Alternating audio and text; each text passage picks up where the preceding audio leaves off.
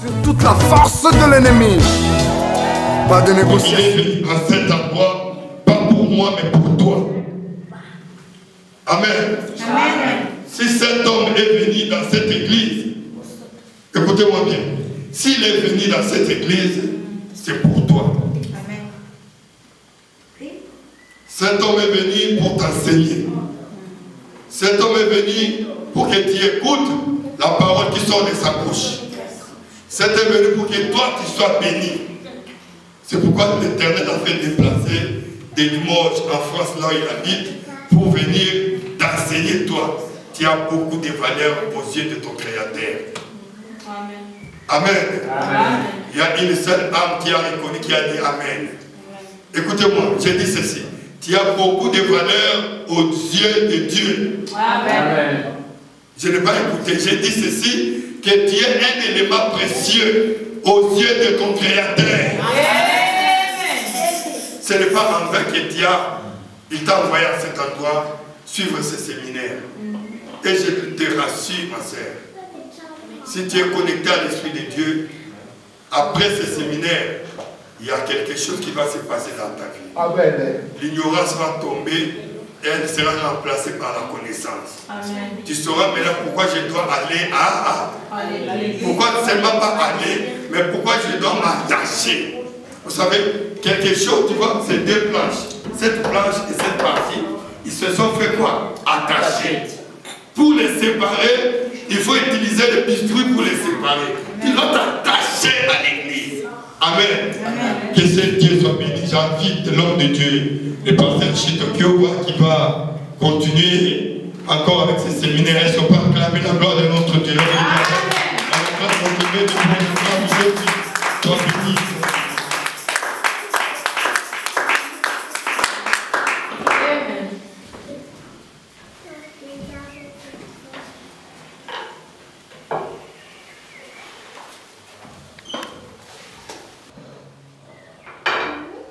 Shalom.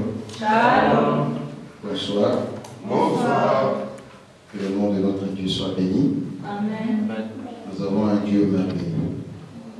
Merveilleux. Amen. Merci. Alors, j'étais en train de dire que nous avons commencé hier, n'est-ce pas, avec...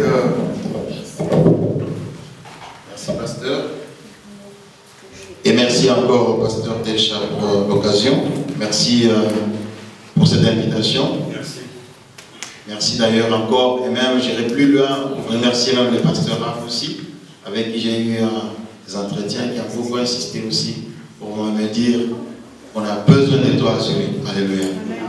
Et pasteur Raph qui est pratiquement le patriarche chez les parrains de cette église, et qu'il soit béni, peut-être qu'il va nous suivre, je ne sais pas, par caméra interposée, par média interposé. Il soit remercié pour cette opportunité. Merci pasteur, merci à votre épouse et à vous tous, merci d'avoir pensé à nous pour nous inviter à exercer le ministère. Je disais hier, moi ce qui m'intéresse, ce n'est pas qu'il y ait 1000 personnes, ce qui m'intéresse c'est qu'il y ait une seule personne qui veut écouter Amen. Je pense que si j'étais seul dans ce monde, Jésus allait venir quand même les sauver. Même pour une personne, une seule âme, Jésus allait accepter de mourir à la croix. Amen. Parce que le salut d'une âme est très important pour le Seigneur. Et hier, en parlant de ce thème, déjà pourquoi s'attacher à l'église, nous avons introduit et nous avons commencé à vous montrer. D'abord, nous avons parlé de c'est quoi l'église. Nous avons en long et en large commenté là-dessus. Nous avons commencé même par dire ce que l'église n'est pas. Ensuite, ce que l'église est. Nous sommes, je ne voudrais vraiment pas revenir encore en long et en large sur ces choses parce que nous en avons longuement parlé hier. Et puis nous avons parlé de la naissance de l'église. Amen. Si je ne me trompe pas, c'est par là que nous sommes arrêtés. Amen. Nous sommes arrêtés à la naissance de l'église. Aujourd'hui, nous voulons continuer pour parler du message de l'église. L'église a un message à livrer. Amen. Amen. L'église existe parce qu'elle a une mission, mais aussi elle a un message. D'abord le message. Quel est le message que l'église doit prêcher? Nous entendons beaucoup de fois des prédicateurs qui passent, qui prêchent, qui enseignent. Des fois, nous nous demandons, est-ce que tout ce qui nous est enseigné, prêché, c'est ça le message de l'Église? Et j'aimerais vous dire que l'Église n'a pas plusieurs messages à prêcher. Alléluia. L'Église a un seul message que les orateurs peuvent présenter de plusieurs façons. Amen. Le message que l'Église livre, c'est Jésus-Christ. Amen. Si je dois résumer le message de l'Église, il se résume dans la personne de Jésus. Donc, tout ce qu'on peut nous prêcher, même si on viendrait nous parler de l'argent, tout doit tourner autour de la parole de Dieu et de Jésus. Amen. Le message de l'Église doit être ce qu'un peu les théologiens disent christocentrique. Ça veut dire que Jésus doit être au centre de tout ce que nous prêchons.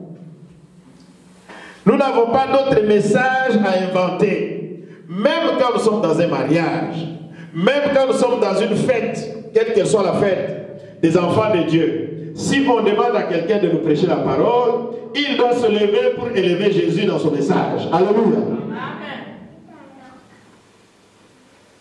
S'il veut nous parler du pain, qu'il nous présente Jésus qui est le pain de vie. S'il veut nous parler des sources d'eau, qu'il nous parle de Jésus qui est la source du salut. Alléluia.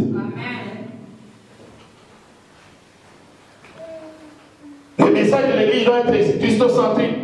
Et ce que je dis ne vient pas de moi. Ceux qui nous ont précédés sur le chemin de l'Évangile, ceux à qui Jésus avait laissé la parole, la mission, c'est ce qu'ils ont fait. Ils n'ont pas prêché autre chose. Ils ont prêché Jésus. Alléluia. C'est Jésus qui est le message de l'Église. J'aimerais que nous puissions lire deux passages bibliques. Le premier dans Actes des Apôtres chapitre 2, versets 22 à 38. Vous allez voir le message, le premier message qui est prêché par les apôtres eux-mêmes. Alléluia. Actes des Apôtres chapitre 2, versets 22 à 38. Nous disons, vous y êtes? Amen. Amen. Tout le monde a trouvé? Amen. Écoutez le message. Actes des Apôtres chapitre 2, 22 à 38. Hommes israélites, écoutez ces paroles. Jésus de Nazareth. Vous voyez comment le message commence. Il dit, écoutez ces paroles. Et puis, directement, qu'est-ce qu'il dit? Jésus de Nazareth, cet homme à qui Dieu a rendu témoignage devant vous par les miracles, les prodiges et les signes qu'il a opérés par lui au milieu de vous, comme vous le savez vous-même. Cet homme, ça veut dire cet homme Jésus, livré selon les desseins, arrêté et selon la préscience de Dieu, vous l'avez crucifié, vous l'avez fait mourir par la main des impies. Dieu l'a ressuscité en le délivrant des liens de la mort, parce qu'il n'était pas possible qu'il fût retenu par elle. Car David dit de lui, je voyais constamment le Seigneur devant moi, parce qu'il est à ma droite, afin que je ne sois point ébranlé. Aussi mon cœur est dans la joie et ma langue dans l'allégresse. Et même ma chair reposera avec espérance, car tu n'abandonneras pas mon âme dans le séjour des morts, et tu ne permettras pas que ton sein voie la corruption. Tu m'as fait connaître les sentiers de la vie, tu me rempliras de joie par ta présence. Oh mon frère, qu'il me soit permis de vous dire librement au sujet du patriarche David qu'il est mort, il a été enseveli, et que son sépulcre existe encore aujourd'hui parmi nous. Comme il était prophète, et qu'il savait que Dieu lui avait promis avec serment de faire asseoir un de ses descendants sur son trône, c'est la résurrection du Christ qu'il a prévue et annoncé en disant qu'il ne serait pas abandonné dans le séjour des morts et que sa chair ne verrait pas la corruption. C'est ce Jésus que Dieu a ressuscité. Nous en sommes tous témoins. Élevé par la droite de Dieu, il a reçu du Père le Saint-Esprit qui a été promis, et il a répandu comme vous le voyez et l'entendez. Car David n'est point monté au ciel, mais il dit lui-même, le Seigneur a dit à mon Seigneur, assis-toi à ma droite, jusqu'à ce que je fasse de tes ennemis ton marchepied. Que toute la maison d'Israël sache donc avec certitude que Dieu a fait Seigneur et Christ, ce Jésus que vous avez crucifié. après avoir entendu ce discours, ils eurent le cœur vivement touché, vivement touché. Ils eurent le cœur vivement touché. Et ils dirent à Pierre et aux apôtres, hommes frères, que ferons-nous? Pierre leur dit, répandez-vous et que chacun de vous soit baptisé au nom de qui? Au nom de Jésus-Christ, pour le pardon de vos péchés, et vous recevrez le don du Saint-Esprit. Amen. C'est ça le message de l'Église. C'est ça le message qu'on doit prêcher à tout le monde aujourd'hui. C'est ce message que certains sont en train de considérer comme archaïque et vieux. Mais c'est pourtant ce message qui sauve. C'est ce message que l'Église qui nous a été laissé par les apôtres que nous devons prêcher. Nous n'avons pas un autre message. Nous n'avons pas quelqu'un d'autre à présenter. Nous devons présenter Jésus-Christ. Alléluia. Actes des apôtres, chapitre 4, verset 12. Actes des apôtres, chapitre 4, écoutez le verset 12. Qu'est-ce qu'il nous dit? Il n'y a de salut en aucun autre, car il n'y a sous le ciel aucun autre nom qui a été donné parmi les hommes par lequel nous devions être sauvés. Le salut ne se trouve pas ailleurs, il ne se trouve que dans le nom de Jésus. Donc si les gens veulent prospérer, ils doivent prospérer dans le nom de Jésus. Celui qui veut la guérison doit la rechercher dans le nom de Jésus. Celui qui veut la bénédiction doit la rechercher dans le nom de Jésus. L'Église doit prêcher Jésus-Christ. C'est parce qu'on s'est tellement écarté de ce message qu'aujourd'hui nous avons beaucoup de problèmes dans l'Église. L'Église doit prêcher Jésus. Et quand je dis prêcher Jésus, ça veut dire prêcher Jésus, son histoire, sa vie, tout ce que Jésus a fait. Commencer par l'annonce de sa venue, par la loi et les prophètes. Amen. La loi et les prophètes étaient tous en train de parler de Jésus-Christ. C'était une préfiguration de l'arrivée de Christ. Son incarnation, c'est-à-dire sa naissance miraculeuse, née d'une vierge. Cela était même annoncé par les prophètes depuis l'Ancien Testament. Son ministère terrestre, tel que présenté par les 4 évangiles, Matthieu, Marc, Luc et Jean, nous présente Jésus-Christ, son ministère sur la terre, les choses qu'il a faites, les choses qu'il a dites, son arrestation et sa souffrance. C'est ça le message que nous devons prêcher. Sa crucifixion et sa mort, son ensevelissement. Oui, Jésus a été enseveli. Nous devons insister sur ces choses. Sa résurrection, son élévation par le Père, son retour glorieux, alléluia. Sa dernière victoire sur les forces des ténèbres, les forces du mal, telles que présentées dans l'Apocalypse. Ce sont ces choses qu'on doit prêcher aujourd'hui à l'Église. Ce sont ces choses dont le monde a besoin. Surtout ce monde qui est en train de se perdre aujourd'hui. Il a besoin de revenir à Jésus. L'Église doit prêcher le pardon, comme nous avons lu ici, et la repentance au nom de Jésus-Christ pour obtenir la vie éternelle. Le seul message que les apôtres nous ont laissé, ils n'ont pas prêché. Et une multitude venait. Aujourd'hui, nous pensons que pour que les gens viennent nombreux, il faut dire comment être béni. Viens recevoir ton miracle. Non. Viens recevoir Jésus-Christ. Alléluia. Présentons le Christ. Présentons le Christ. C'est ça le message de l'Église. L'Église n'a pas plusieurs messages. Tout ce qu'on doit dire, tout ce qu'on doit prêcher doit tourner autour d'eux. Moi, je n'aime pas les prédications qui commencent, qui se terminent. On ne nous a pas parlé de Jésus. On nous donne les points A, point B, point C. Point 1B, point 2C. Bénédiction bulldozer. Où est la place de Jésus? Parlez-nous de Christ. Alléluia. Nous voulons qu'on nous parle de... C'est pourquoi j'ai dit hier, trop de paroles, pas de paroles. Pas de paroles. Non. Nous voulons entendre la voix du Seigneur. Alléluia. Nous voulons qu'on nous dise qu'est-ce que Jésus dit. Nous voulons qu'on nous dise qu'est-ce que nous devons faire par rapport à Christ. Amen. Quatrièmement, après avoir parlé du message de l'Église, la mission de l'Église, c'est laquelle? L'Église a une triple mission. L'Église a une triple mission. Ça veut dire une mission à 3 niveaux. Ce n'est pas en vrai que l'Église est sur la terre. L'Église est sur la terre en mission. Sinon Jésus, il allait tout de suite déjà prendre l'Église. Et l'Église a une mission. Et cette mission, cette triple mission, 1, c'est envers elle-même, 2, envers le monde, et 3, envers Dieu.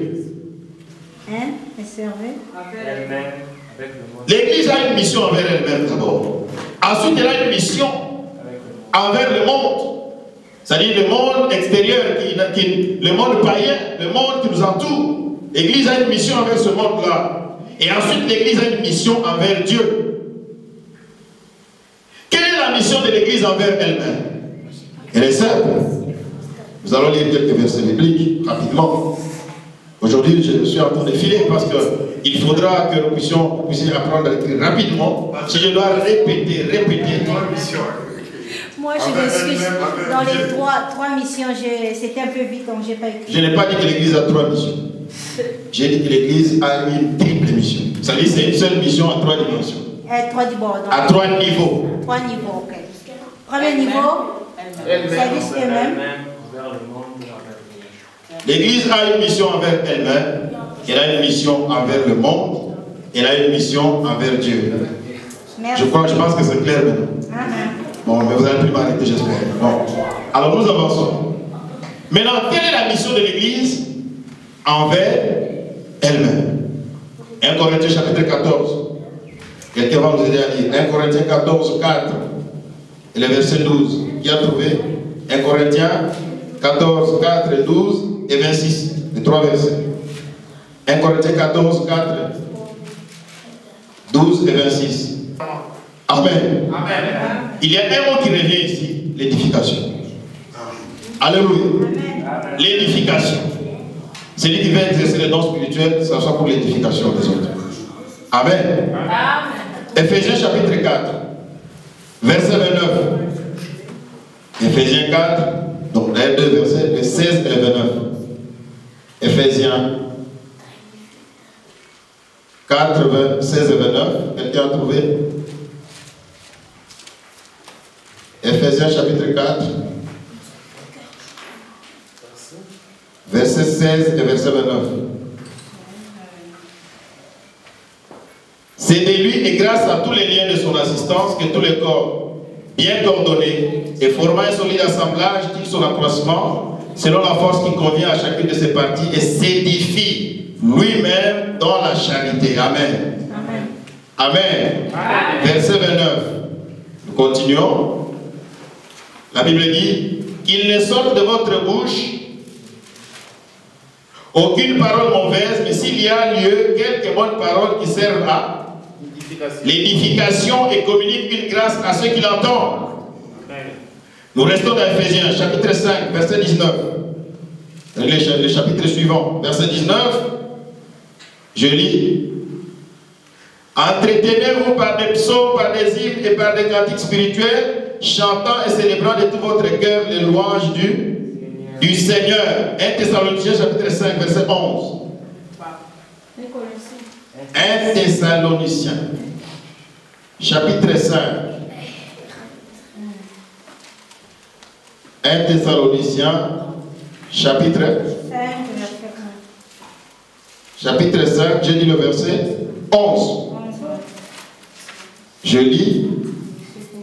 C'est pourquoi exhortez-vous réciproquement et édifiez-vous les uns et les autres comme en réalité vous le faites. Donc c'est supposé que vous le faites déjà. Alléluia. L'Église a une mission envers elle-même, comme je viens de lire dans tous ces passages. La mission de l'Église, c'est de s'édifier. L'édification mutuelle.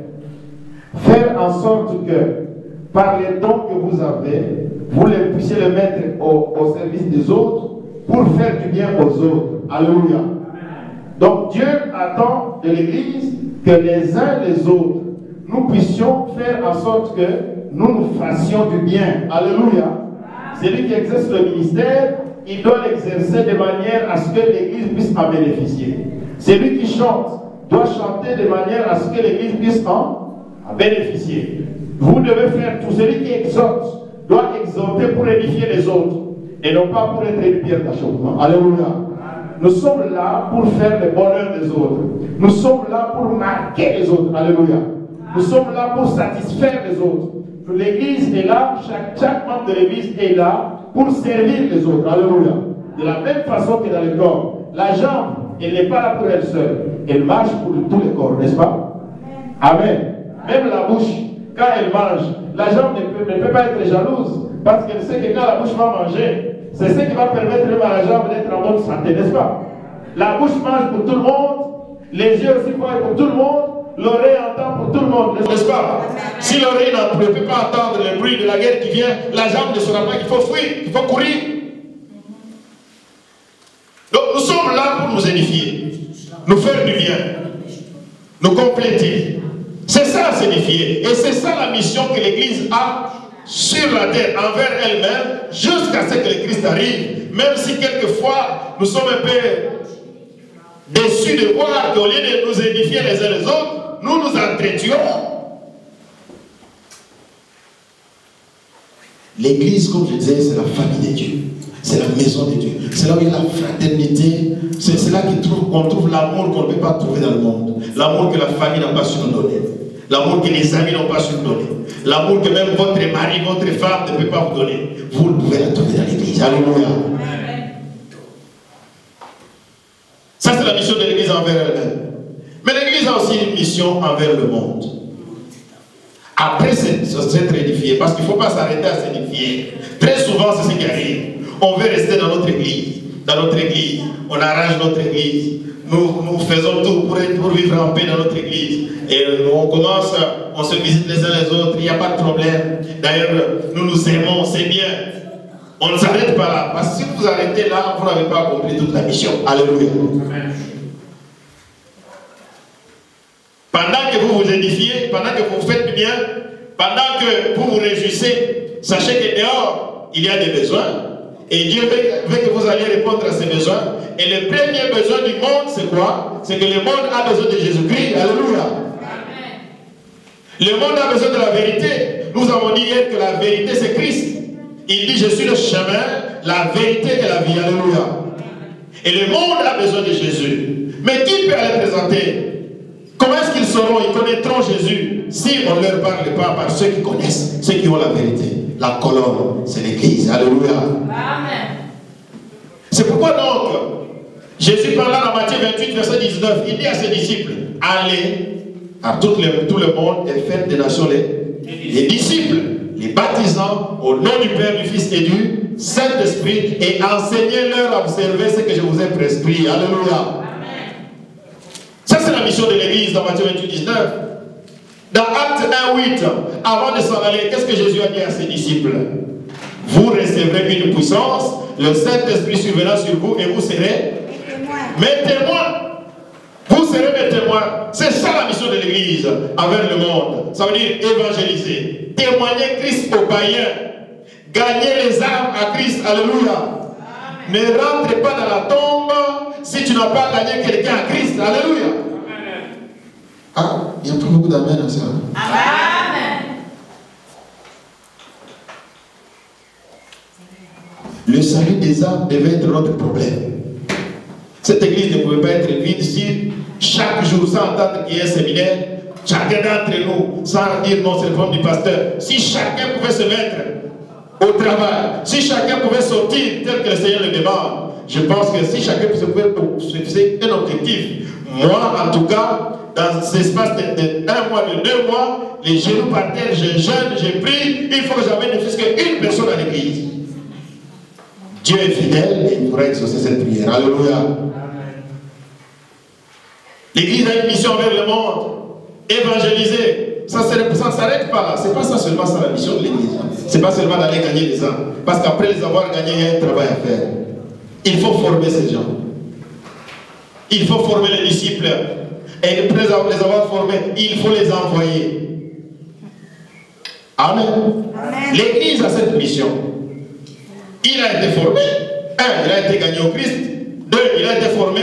Et 3, il est envoyé. Ici, il est en mission. C'est pas ici que vous avez commencé. Il était dans une église. Quelquefois, je vous dis une parenthèse. Quelquefois, même certaines persécutions viennent du Seigneur pour nous envoyer en mission. Est-ce que vous avez compris? L'église primitive, c'est biblique, dans l'église primitive, à un moment, ils ont cru que, comme ils étaient bien, ils se sont organisés, on s'occupait des veuves, des orphelins. Il y avait beaucoup à manger même. On dit même qu'il n'y avait plus de pauvres. Donc il y avait beaucoup d'argent. Ceux qui étaient riches venaient déposer, puis les apôtres ont partagé. Les gens étaient contents. Même les paresseux se retrouvaient. Tout le monde était là. Les gens ont oublié qu'il faut évangéliser. Ils ont oublié que Dieu a dit allez dans tout le. Ils sont restés, ils étaient trop contents. Et d'ailleurs, quand vous lisez Actes des apôtres, vous allez voir que même la croissance qu'ils ont connue au début, là, ça s'est arrêté. Ils sont restés entre eux. Dieu a dit ces gens sont dangereux. Comment est-ce que toutes les nations vont connaître l'évangile? Alors Dieu a envoyé la persécution. On a commencé à maltraiter les chrétiens, ils ont commencé à fuir. Et vous savez ce qui est arrivé? Maintenant, là où ils partaient en fuyant, ils ont commencé à prêcher l'évangile. Dieu était stratège. Dieu sait que si je dis, bon, sortez, évangéliser, tout ça, c'est faible. Des fois, Dieu utilise des grands moyens. Vous allez dire, on nous persécute, on nous persécute. Non, allez gagner les âmes. C'est ta mission. Vous êtes là. Dieu est stratège. Vous savez comment l'apôtre Paul devait aller prêcher aux empereurs à Rome? Il est arrivé à Rome. Dieu lui a dit, tu dois aller prêcher aux empereurs. Des empereurs sanguinaires méchants. Si Dieu devait demander jouer la démocratie avec l'apôtre Paul, il n'allait pas partir. Il a fallu que Paul soit arrêté, enchaîné et direction Rome. Et la nuit, au lieu que Dieu vienne le libérer, Dieu lui dit, courage Paul, tu vas défendre mon nom devant les empereurs. Alléluia. Gloire au Seigneur. Si tu ne veux pas évangéliser, un jour tu vas évangéliser. Mais avec l'arme. Oh, alléluia. Amen. Et donc, Dieu s'est retrouvé malade, gravement malade à l'hôpital. Parce qu'il y avait des âmes qui devaient être sauvées dans la chambre où il était à l'hôpital. Il était gravement malade. Docteur, j'ai une église, je sors quand. Ah, en tout cas, dans ton cas, tu es encore là. Quelques minutes, on amène notre malade à ce côté, on passe. Quelques minutes, notre malade. Vous savez, l'homme de Dieu dont on a parlé qui est en prison.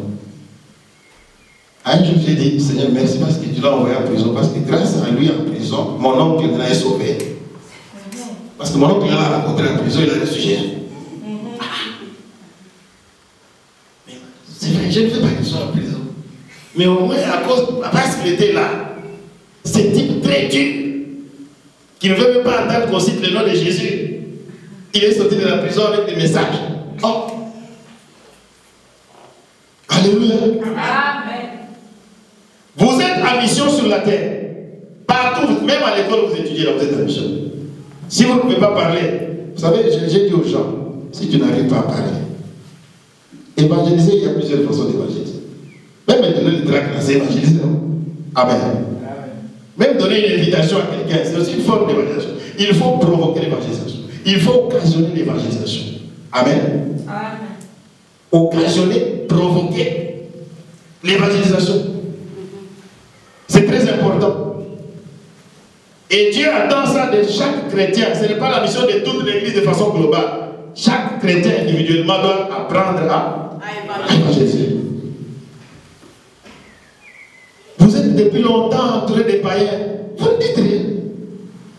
Ils ne savent même pas que vous êtes chrétien. Je me suis rendu compte qu'un vrai chrétien ne peut même pas se cacher. Moi, j'essaie de me cacher, je travaille là. On va dire non, ici c'est la laïcité, c'est interdit, des choses de Dieu. Mais comme c'est plus fort que moi, un jour c'est sorti, je n'ai pas voulu, c'est sorti. J'ai dit à quelqu'un, le propriétaire arabe musulman, je lui ai dit que Dieu te bénisse. Ça crée des problèmes. C'est de ça que je suis rappelé. Amen. Donc, on ne peut pas me regarder là. Ils ont tous fini par savoir là où j'étais. Ils ont commencé à m'appeler Pasteur Karma. Amen. Amen. Comment est-ce que tu fais pour te cacher? Tu es avec des amis, causer, tous les savent.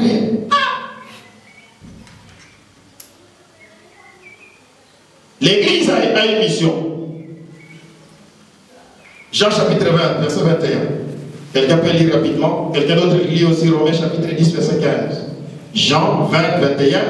Romains 10, verset 15. Toujours dans la mission de l'église envers le monde. Jean 20, 21, Romains 10, verset 15. Amen. Donc vous comprenez que c'est un ordre qui est donné.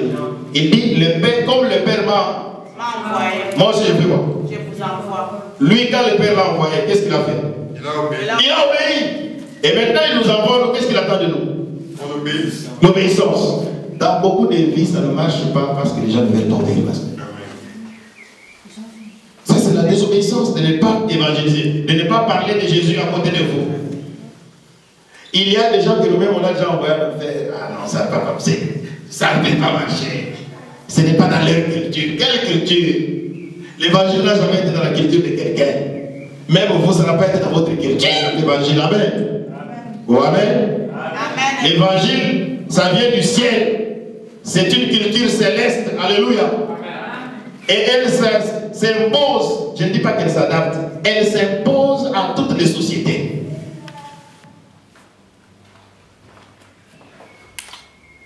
Romains chapitre 10, verset 15. La personne pour lire rapide. On gagne les âmes, on les forme et ils vont gagner les autres. Alléluia. Et puis on ajoute en disant qu'ils sont pour les pieds de ceux qui annoncent la bonne nouvelle. Alléluia. Chaque fois que tu te déplaces pour annoncer l'évangile, tes pieds devant Dieu sont sabrés comme de l'or. Il trouve que tes pieds sont beaux. C'est pourquoi il y a des gens avec des pieds. Je ne sais pas, vos pieds sont comment. Si tes pieds ne bougent jamais pour l'évangile, si tes pieds ne les as jamais donnés au Seigneur, tu es dans le corps, il est ta tête, et tes pieds, toi tu marches pour autre chose. Tu ne marches pas pour Jésus. Finalement, tu ne fais pas ta mission. Alléluia. Amen. La mission de l'Église envers Dieu, envers elle-même, envers le monde, envers Dieu. Romains chapitre 12, verset 1. Quelqu'un peut lire Romains 12, verset 1.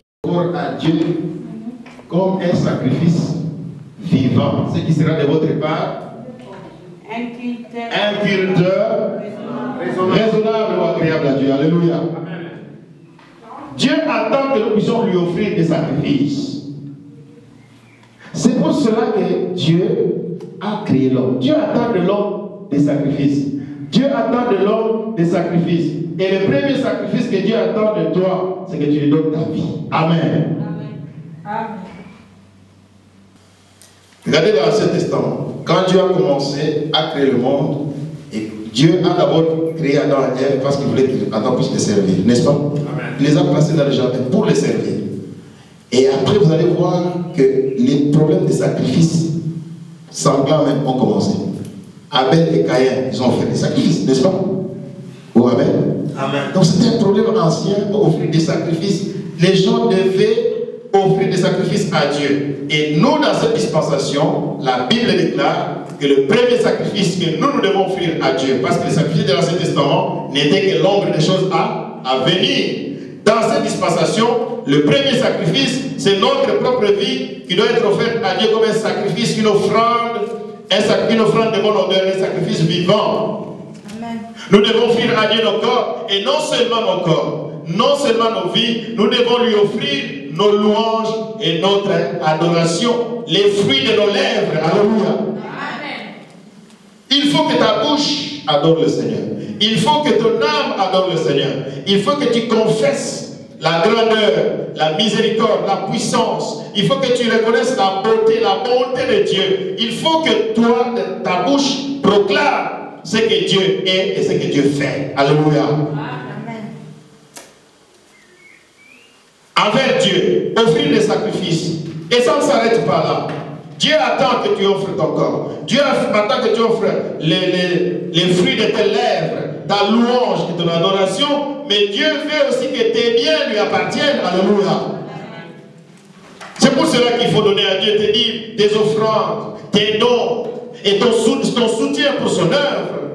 Quelqu'un peut nous lire 2 Corinthiens chapitre 9, versets 6 à 13.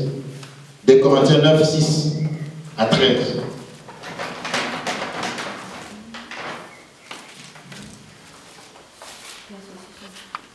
Donc, vous comprenez que le Seigneur attend nos libéralités, nos dons, nos dîmes et nos offrandes. Alléluia.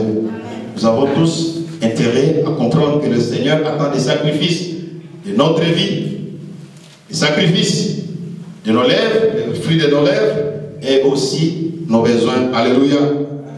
Tout ce que vous possédez appartient à Dieu. Est-ce que vous le savez? Tout ce que vous avez, votre garde-robe appartient au Seigneur. Il peut même vous la prendre par force si vous voulez. J'aimerais le dire comme ça. Il y a des gens qui ont pensé que leur maison les appartenait. Toute leur vie, ils ont fait que faire marcher en changeant les démarches. Jusqu'au jour où le Seigneur les a pris. Il y a des parcelles, on a vu à l'intérieur le jour où la personne est morte. Tout le monde a terminé à voir le cadavre. C'est devenu même les passants, tout le monde peut entrer. Mais quand il était vivant, qui peut s'approcher? Il y avait des gardes partout. Tes biens ne t'appartiennent que pour un temps. Amen. Amen. Ta garde-robe ne t'appartient pas, c'est pour le Seigneur. Ton argent, ce n'est pas ton argent, c'est pour Dieu. Il peut te prendre ça quand il veut, comme il veut, mais il te laisse gérer ces choses parce qu'un jour tu rendras compte devant Dieu. Amen. Amen. Alors nous ne voulons pas nous étendre encore sur ces choses. Nous allons aller directement au point 5. Membres de l'Église, avant de commencer à répondre à la question et d'entrer dans le thème, le vif du sujet, les membres de l'Église. L'Église, nous avons parlé de la naissance, nous avons parlé de son message, nous venons de parler de quoi tout à l'heure? De sa mission. Maintenant, nous voulons parler de ses membres. Alléluia. Avant maintenant de commencer à répondre à notre question, à la question qui nous a été posée. Jean chapitre 1, verset 12. Jean chapitre 1, verset 12. 1, verset 12. Est-ce que quelqu'un peut lire ça? Jean 1, verset 12. Je lis Jean chapitre 1. Le verset 12 dit ceci. C'est un verset que beaucoup connaissent même par cœur. Mais à tous ceux qui l'ont reçu, à ceux qui croient en son nom, il a donné le pouvoir de devenir enfants de Dieu, lesquels sont nés non du sang, ni de la volonté de la chair, ni de la volonté de l'homme, mais de Dieu. Chapitre 3, toujours l'évangile de Jean. Je vais lire le verset 3. Jésus lui répondit. Il répond à qui? À Nicodème. En vérité, je te le dis, si un homme n'est né de nouveau, il ne peut voir le royaume de Dieu. Alléluia. Verset 16 du même chapitre, la Bible dit ceci. Car Dieu a tant aimé le monde qu'il a donné son Fils unique afin que quiconque croit en lui ne périsse point mais qu'il ait la vie éternelle. Verset 19 à 21. Et ce jugement, c'est que la lumière étant venue dans le monde, les hommes ont préféré les ténèbres à la lumière parce que leurs œuvres étaient mauvaises. Car quiconque fait le mal et la lumière et ne vient point à la lumière, de peur que ses œuvres ne soient dévoilées. Mais celui qui agit selon la vérité vient à la lumière afin que ses œuvres soient manifestées parce qu'elles sont faites en Dieu. Alléluia. Marc chapitre 16. Marc chapitre 16. Quelqu'un a trouvé Marc chapitre 16 pour nous lire le verset 16. Que pour devenir membre de l'Église, il faut naître de nouveau. Comment? En recevant Jésus-Christ comme Seigneur et Sauveur.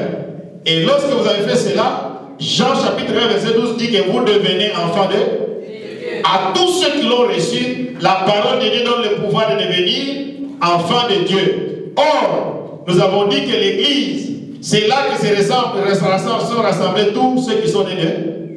C'est l'ensemble de ceux qui sont nés de nouveau, hommes et femmes, de toute race, de toute tribu. Donc tous ceux qui reçoivent Jésus, qui sont enfants de Dieu, doivent savoir qu'ils sont membres de l'Église. Amen. Mais maintenant, écoutez certains détails. Donc toute femme, tout homme né de nouveau, marche en nouveauté de vie, est membre de l'Église. Et vous devez savoir qu'un membre de l'Église est celui qui a reçu Jésus, comme je le disais, comme Seigneur et Sauveur, mais qui doit aussi être baptisé d'eau par immersion. Amen. Un chrétien qui n'a pas reçu le baptême, qui a seulement reçu Jésus, oui, il est chrétien, mais membre de l'Église, je doute fort. Pour devenir membre de l'Église, la Bible déclare celui qui croira et qui sera baptisé. Celui qui croira et qui sera baptisé. Parce que pour celui qui est sauvé, c'est celui qui est membre de l'Église. Et au temps des apôtres, quand on recevait Jésus, tout de suite après, on était baptisés et on venait directement, on était présenté à l'église. Nous, dans les assemblées de 10 pasteurs, vous recevez Jésus, vous êtes baptisés, ça vous donne, vous devenez membre de l'église et ça vous donne aussi droit à la Sainte Seine. Normalement, ne devait pas se présenter à la Sainte Seine des gens qui n'ont pas été baptisés. Parce que, vous savez pourquoi? Parce qu'ils sont dans la désobéissance.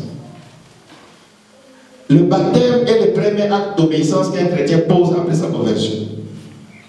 Donc, pour montrer à tout le monde que vous avez donné votre vie à Jésus, que désormais, vous êtes devenu une nouvelle créature, la première chose que Dieu attend que vous fassiez, c'est de vous faire baptiser. Et ce n'est pas de vous faire baptiser avec des gouttes d'eau. D'abord, ça, ce n'est même pas un baptême.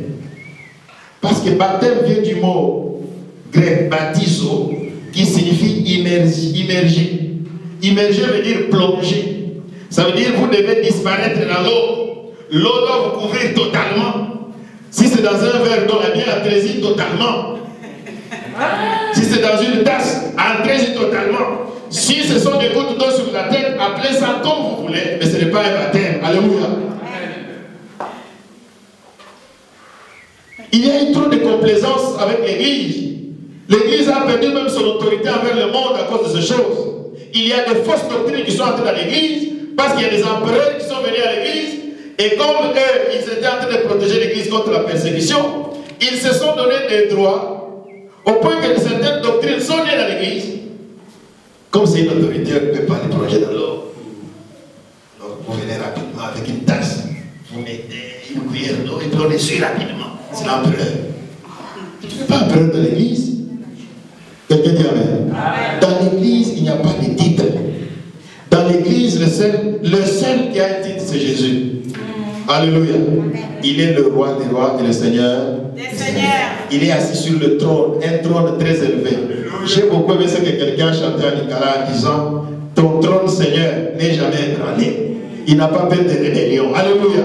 Un trône qui ne passera à jamais. Pourquoi à jamais? Parce que c'est un Dieu qui a été souverainement élevé. D'abord, c'est un trône qui n'a ni commencement ni fin.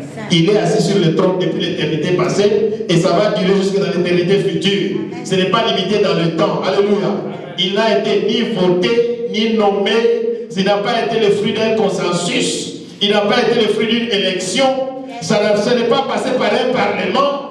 Il est devenu Dieu de par lui-même. Il n'est pas une créature, mais il a créé quelque chose. Est-ce qu'on peut dire amen à ça? Gloire à Dieu. Frères et sœurs, pour être membre de l'Église, il faut recevoir Jésus et être baptisé aussi. Par immersion, pas par aspersion. Par immersion, vous devez plonger dans l'eau. L'eau doit vous couvrir. Alléluia. Que ce soit, je ne sais pas, dans une piscine, je ne sais pas où, mais que l'eau puisse vous couvrir. Un membre de l'Église est celui qui est sauvé du péché et qui marche dans la nouveauté de vie. Amen. Amen. Les choses anciennes sont et toutes choses sont devenues nouvelles. En regardant certaines personnes vivre, moi j'ai même envie de nier qu'ils sont membres de l'Église. Comment tu peux être membre de l'Église et mener ta vie comme tu veux? Non. Quelqu'un qui ne marche pas en nouveauté de vie, on doit se demander. C'est pourquoi dans l'Église, quand quelqu'un vit dans le péché, il ne prend pas la Sainte Seine. Amen. On ne l'autorise pas à prendre la Sainte Seine. Et même, on les met sous discipline. Ça veut dire quoi? Quand tu es sous discipline, j'aime beaucoup de l'assemblée. Quand tu es sous discipline, tu es interdit d'élever la voix dans l'assemblée. Et même quand le pasteur dit, faisons silence, que quelques frères élèvent la voix pour adorer Dieu, toi tu te tais. Parce qu'on a vu des fois dans l'assemblée, quelqu'un qui est sous discipline, il élève la voix pendant que tout le monde est calme. Seigneur, même si les hommes me rejettent, je sais que toi tu ne me rejettes pas. Non, non. Tu n'as pas marché avec Dieu, tu es sous discipline, tu dois te taire. Alléluia. D'ailleurs, toi, tu devais marcher la tête courbée, en train de regretter ce qui est arrivé, n'est-ce pas? Il y a trop de scandales dans l'église. Même des pasteurs qui font des scandales, ils sont là, tranquilles, personne ne les inquiète. C'est pourquoi je dis au pasteur, église, parce que ici, l'église est encore au début, dans les églises qui ont déjà grandi, il y a un comité des anciens qui a quand même beaucoup d'autorité aussi. Les anciens ont le droit de dire non, pasteur. Maintenant que tu as divorcé, tu ne peux plus le prêcher. Oh, amen. Amen. Maintenant que tu as divorcé, dimanche matin, tu viens à la chaire. Tu dis, bon, ce sont des choses qui arrivent. Non, non, non, non. Ce sont des choses qui arrivent, ça ne devait pas t'arriver. Oh, alléluia. Amen. Nous, on a grandi dans une discipline de fer. Vous pouvez le sentir même quand je parle. Nous avons grandi dans une discipline. Même les fiançailles rompées sous discipline. C'est un mauvais